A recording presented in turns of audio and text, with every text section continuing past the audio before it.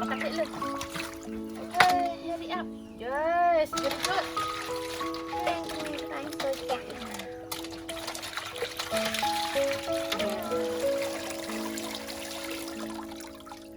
Giờ này ai mà chim vậy? Okay, hurry up. Two. Yes, right. I think I do. Nè ơi, cô tự lọc tâm mà con nó con đã. Tâm nè. Nó nó cô ăn nữa hả?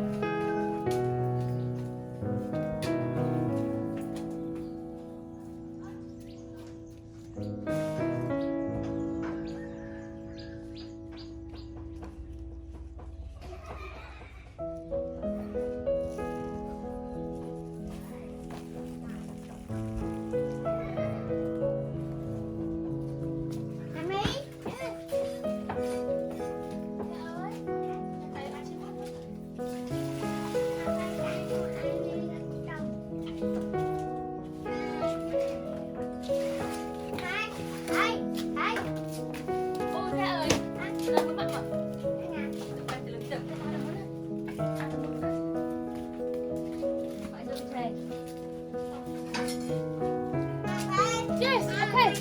Let's go.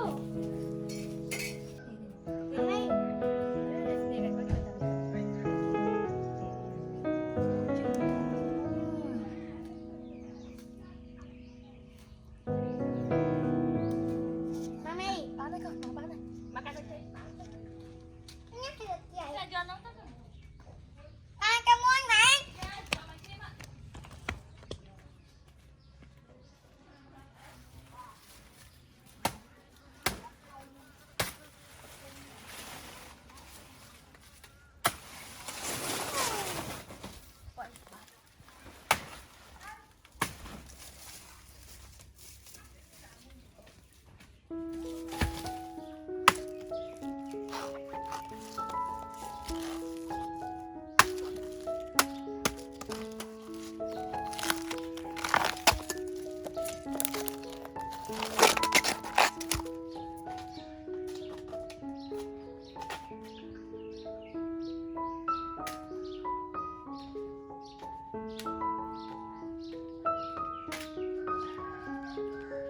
Ơi, con đi con đây.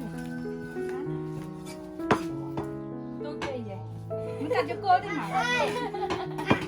Anh con ngồi mà. Ăn đi chảy nữa.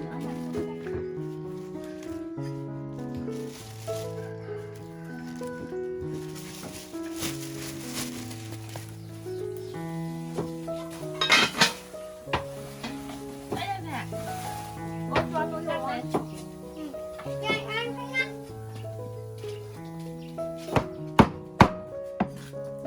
Thấy đúng như mọi giờ thế.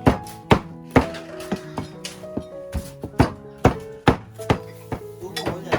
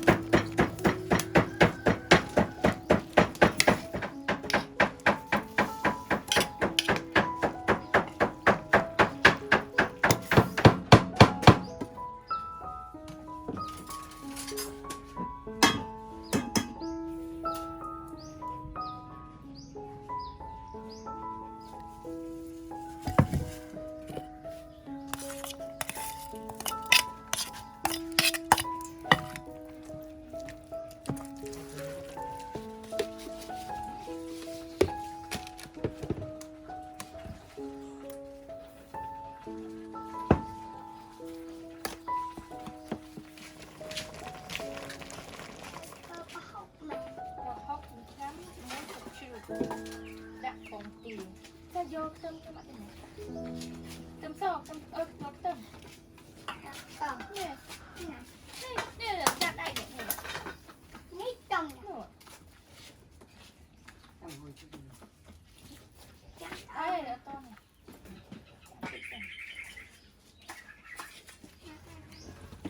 rồi. Yes. Rồi ạ. Đây. Ở đây chẳng. Chị ạ. Mà nghe trên ơi. À, bạn này chị rồi rồi. Mà nghe nghe ơi trời. Bạn biên thế.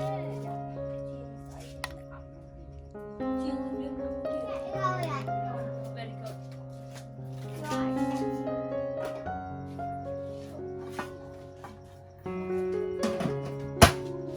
Áp ơi, con trai.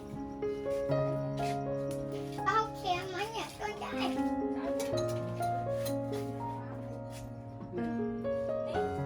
Cô. Cô, Cô rõ. con, Cô. cô, Đi. Cô này. Cô. Cô. Đi cô. Cô mắc cô rõ. Đây. Chắc cô. Cô rõ. Chắc án. Cô. Đi. Có cô.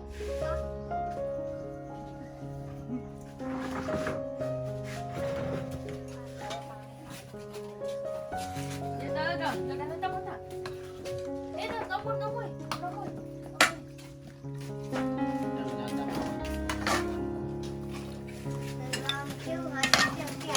Ui, rồi làm chưa tiền.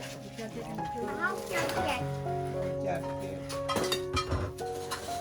Không đi chơi.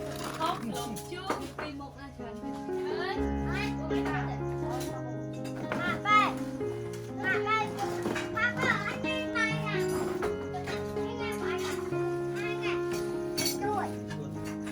Thế thì mày coi cho con này.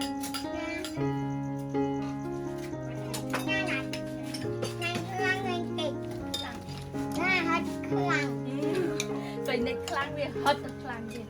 Để mẹ không cả thì hết được khăn học học. Mà mình dành cho tọa đuổi ra.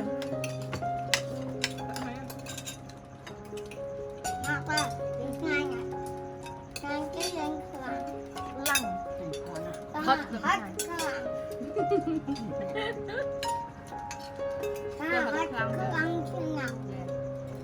Bởi nhau mùi vào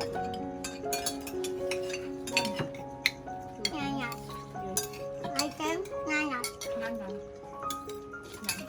mà ba mấy Máy thăm mày. nhặt Máy nó ngán nhỉ?